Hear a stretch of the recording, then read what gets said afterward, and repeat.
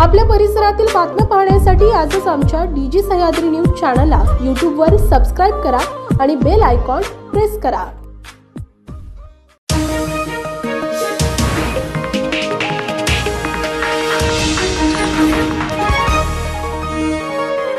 डीजी Sahyadri news, आवाज लोकशाहीचा. सेनगाव तालुक्यातील ब्रह्मवाडी ते लिंबाळा तांडा रोडवर वाळूची वाहतूक करणारे टिप्पर पकडण्यासाठी गेलेल्या महसूल विभागाच्या पथकांवर वाळू तस्करांनी हल्ला करून एका ग्राम महसूल अधिकाऱ्यासह मारहाण करून जीवे मारण्याचा प्रयत्न केल्याची घटना घडली आहे. या प्रकरणी 9 जणांवर सेनगाव पोलीस ठाण्यात गुन्हा दाखल करण्यात आला आहे. पोलिसांनी एकास ताब्यात घेतले आहे.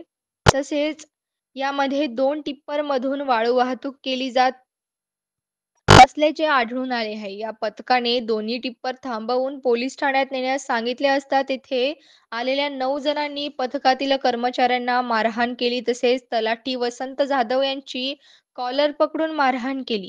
टिप्पर चालक टिप्पर घेऊन जात असताना तलाठी जाधव यांनी त्यास थांबविण्याचा प्रयत्न केला असता चालकांनी त्यांच्या अंगावर टिप्पर घालून जीवे मारण्याचा प्रयत्न केला. यावेळी तलाठी जाधव यांनी बाजूला उडी घेतल्यामुळे ते बचावले. त्यानंतर चालकांनी टिप्परसह पळ काढला. या प्रकरणी तलाठी जाधव यांनी सेनगाव पोलीस ठाण्यात दिलेल्या तक्रारीवरून पोलिसांनी लक्ष्मण नागरे, शेखुराव गडदे, शिवाजी गडदे, प्रकाश गडदे, जीवन देशमुख यांच्यासह अन्य 4 अशा 9 जणांवर गुन्हा दाखल केला आहे. पोलीस निरीक्षक संतोष तांबे, सहाय्यक पोलीस निरीक्षक एस. बी. घारगे पुढील तपास करीत आहेत.